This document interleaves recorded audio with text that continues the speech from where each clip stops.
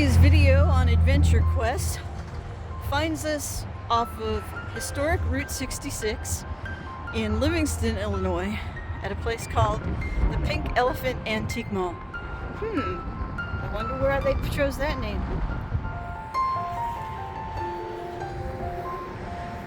As I understand it, of course, in Americana motoring history, these giant statues were used as advertising agents along many of the historic routes of America, and this being historic Route 66.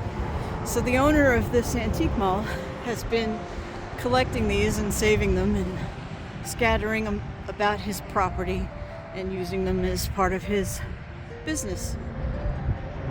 This building that the Pink Elephant Antique Mall is housed in is the former Livingston High School, which was built in 1924. And I think it's kind of cool that the owner of the mall has put his business inside this old building instead of it just being torn down.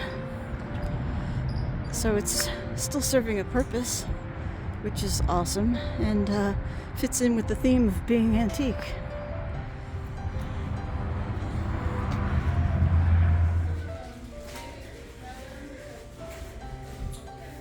So if you're needing a candy fix and you're traveling along this corridor of Interstate 55, historic Route 66, you can certainly stop in and get a sugar rush here. This is their candy / fudge store.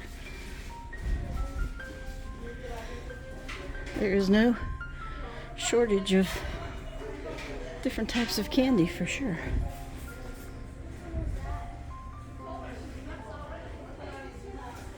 And then fancy some fudge.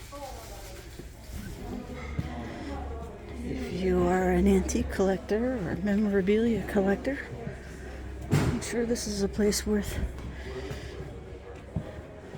adding to your list of places to stop and check out.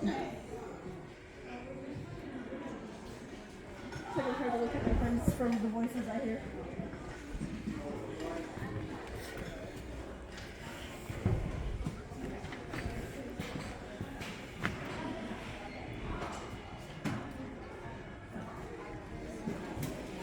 It's a cool old wood-burning stove. My gosh, I've hit a motherload of German beer steins, which is sort of funny. A friend and I were just having a lunch meal last week at a German restaurant, and we were commenting about remembering the old German beer steins that are been in our experience of family memorabilia and such in the past. Here I am finding some.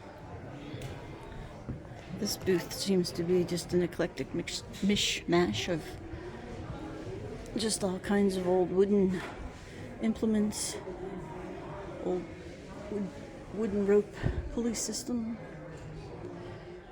Okay, here's a stall that's my worst nightmare. Old clothing gives me the heebie-jeebies, but I won't know what's on the other side of this aisle until I face the heebie-jeebies and go in. Oh, here I go.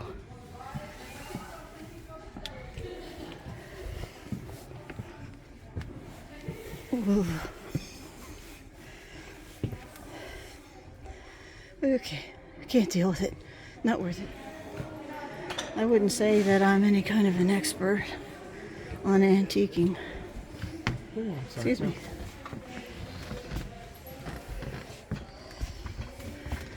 But one piece of advice I would offer. Oh, here's a nostalgic Mrs. Butterworth's bottle. I like Mrs. Butterworth's, much to the chagrin of some pure maple syrup purists that I know. Anyway, what I was starting to say is, tip I would give about antique malls is shop the stalls, because the pricing can be vastly different on the same item that you're wanting to purchase. For instance, I'm buying some Corelle ware, and I've found that the casserole that I want ranges in price as much as $5 to $7 in different booths. So shop your booths. Oh my goodness, I think I have that exact bowl, which is nostalgic to me because my dad used it to make French toast and pancakes.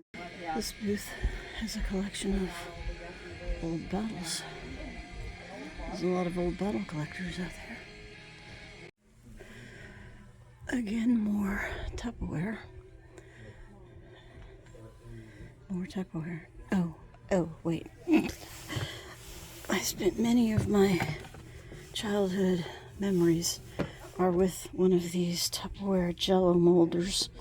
Someone in my family would always bring a Jello mold to a family event. I can't believe I'm seeing a Jello mold in the platter. How crazy. And here we have well, I think they were called Gemini Giants, but this is a Harley Davidson Giant. Right here off of Interstate 55, which is parallel to historic Route 66 here in Illinois. And so there he is.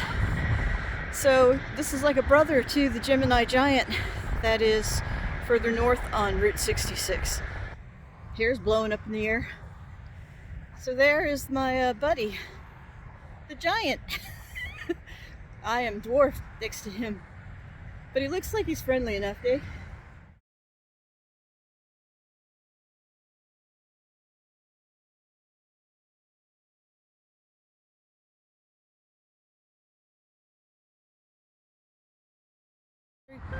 Fancy a ride on this gigantic tricycle? Oh, it's really big. Yeah, I know what you're thinking. Aliens have landed. But probably not. It's a Futuro house. These things were built in the late 60s and early 70s. Right, there were only about 100 of them made.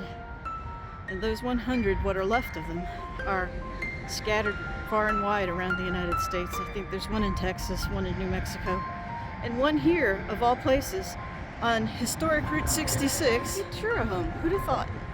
Let's check it out. Well, that's a bummer. I'm not tall enough to be able to hold my camera up higher to be able to see inside. And apparently they have blocked off the entrance so that you can't see inside it either. Can you imagine though, aliens coming out of there? I can't imagine actually finding enough space inside it to get it space inside it to actually have a home and live in. Thanks for joining me for this my premiere episode of Adventure Quests. I have great plans for some future episodes that involve kayaking. Of course, there's always my camping adventures that I go on, and just adventures as I travel, like here right now. So yeah, check out that Futuro house, eh? It's pretty cool. I think the aliens have landed. All right, so as I travel the byroads and scenic routes around America, give me a like, give me a subscribe. Appreciate it for your support, folks. Bye.